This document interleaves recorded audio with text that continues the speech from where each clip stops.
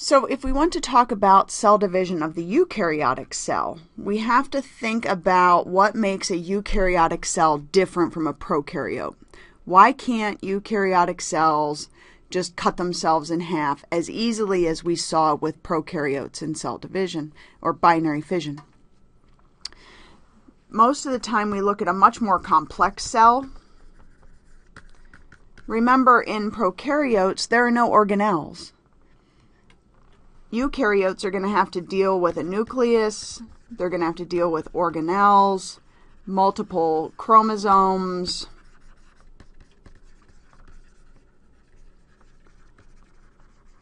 many proteins, and other macromolecules. There's a lot more going on, okay? So when we look at the process of dividing a eukaryotic cell, it's going to make it not only different, but a little more complex than we saw in our prokaryotes. Let's start with the chromosomes.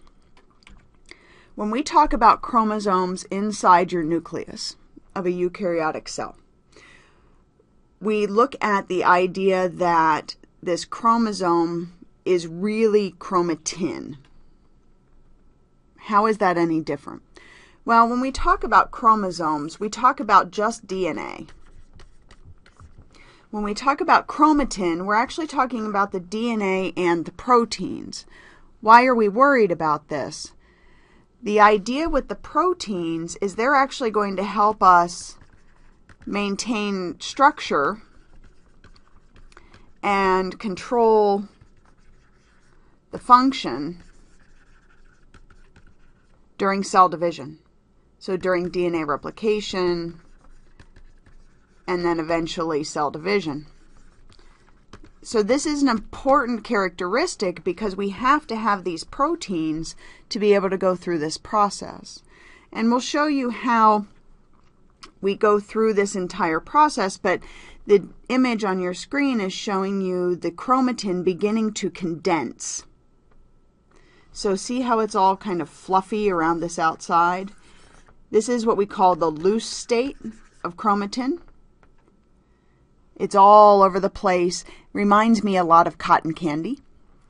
And then as the chromosomes begin to condense, we're getting ready to go through cell division. So they have to condense down and become very, very compact and structured and organized in order to divide. Well, why? We want our chromosomes to actually look like the image on the left here when we go through this process. So we take a chromosome and we're going to go through replication and make what we call sister chromatids. Okay? Sisters are perfect copies. So it's one chromosome. We make a perfect copy of it. It's just like you putting it in the photocopier. And then we're going to split them out again. One goes to one cell, one goes to another cell. Now, for you, this looks fairly simple, I suppose. It takes about an hour in your cells to actually go through this process. Now, another term on here that you need to keep track of is something known as a centromere. You see this kind of spot or waste squished in part in the middle here. These act like little magnets to hold the sisters together. This is important because until we go through the proper stages of cell division, we actually need them to stay close together so that they do not get separated prematurely.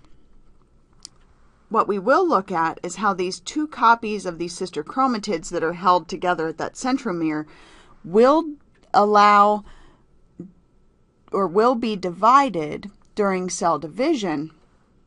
And when that happens, those sister chromatids will each one becomes a new chromosome in a new cell. You'll see how this goes as we go through mitosis. The idea with mitosis is we take those two sisters and we divide them into two new cells, but because they're identical twin sister chromatids, basically, we look at producing identical cells. This is very, very important. And when I say identical, I mean genetically identical cells. This is really important because it's what differentiates mitosis from meiosis for us.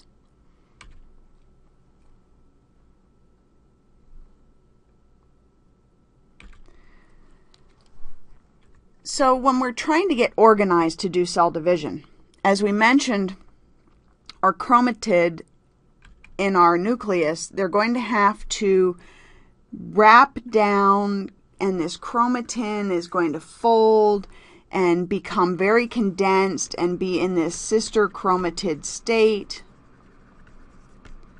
And when it's in this duplicated chromatid state, when you see the chromosomes in the nucleus in this sort of X fashion, these are not X chromosomes. This is what the chromosomes actually look like for all of your 46 chromosomes that you have.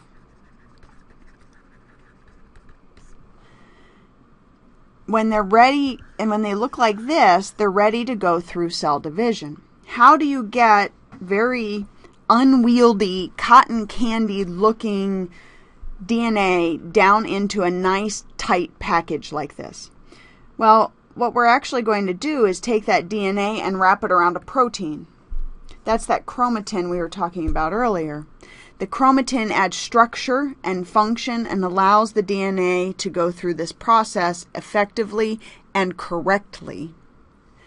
And when we continue to roll and fold, and you see as we go along, it's condensing and condensing and twisting until you get essentially what we refer to as beads on a string.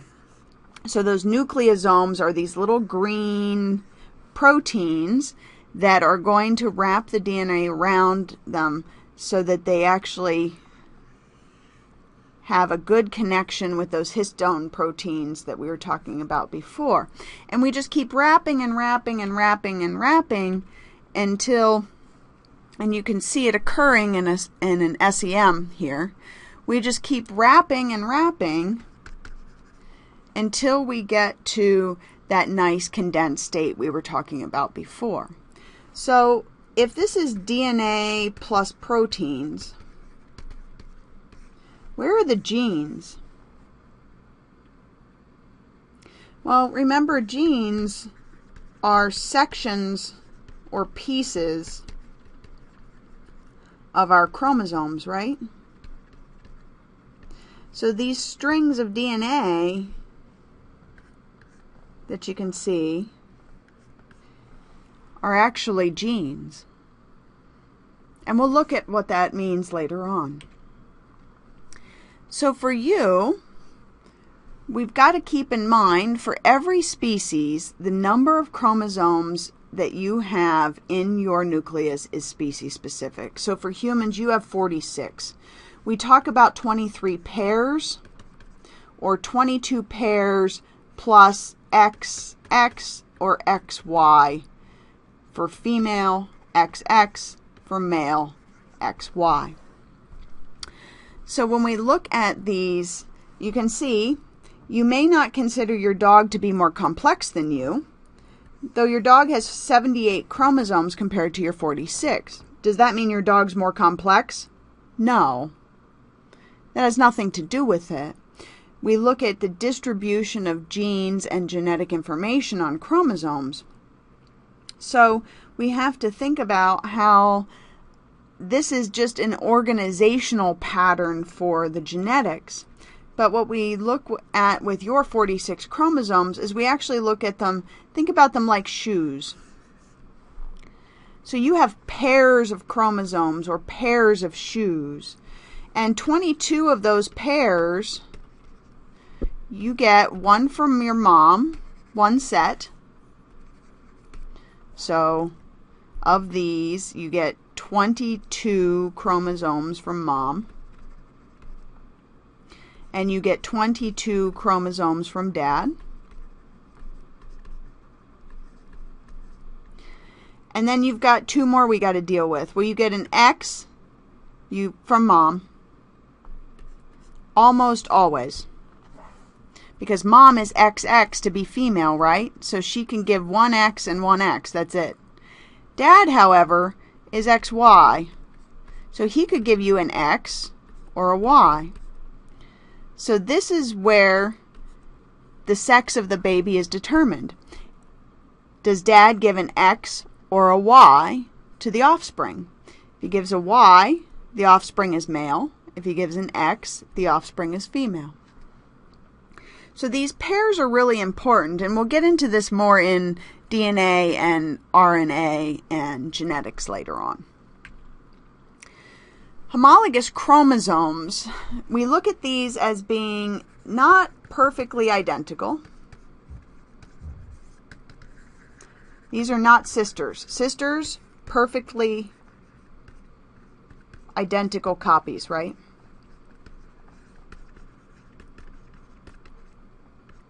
We saw that. Sister chromatids are made during DNA replication.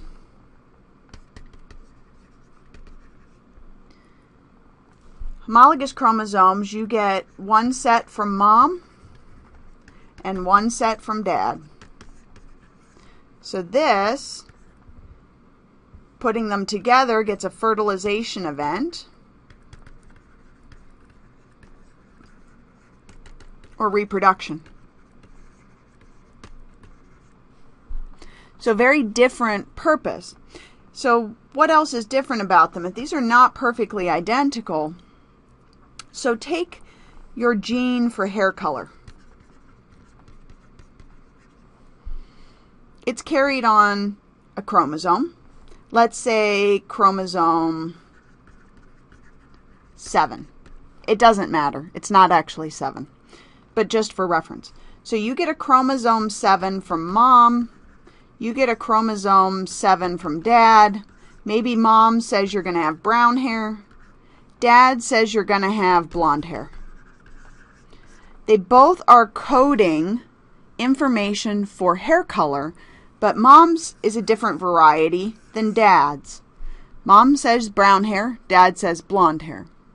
We'll look later in genetics who actually wins this competition, so to speak, when we put these two together and get you.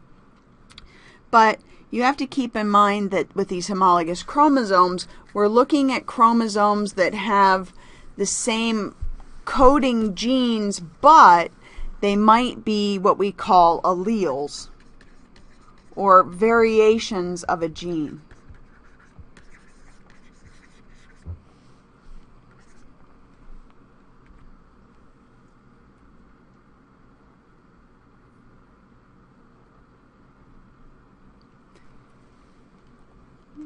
So we haven't mentioned two things on here yet.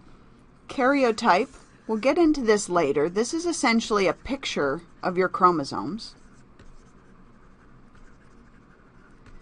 And we've got to start talking about what this interphase and cell division process mean in mitosis.